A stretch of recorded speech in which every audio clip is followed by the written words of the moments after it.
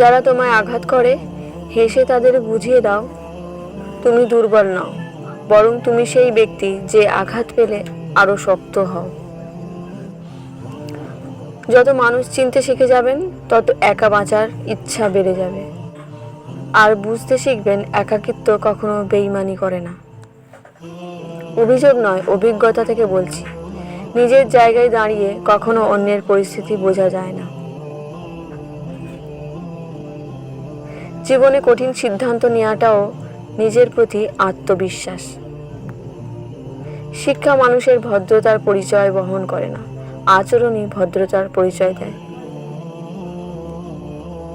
সব জায়গায় নরম থাকতে নেই, কখনো কখনো লোহার মতো শক্ত হতে হয়। না হলে সবাই মাটি ভেবে পা দিয়ে পিষে চলে যায়। গাছের কাঁটা থেকে মাছের কাঁটা যেমন মারাত্মক, তেমনি বাইরের মানুষ থেকে আপন মানুষের হিংসা বেশি ভয়ঙ্কর। যার অন্তর যেমন, সে অন্যের সম্পর্কে ধারণাটা তেমন করে তেমন।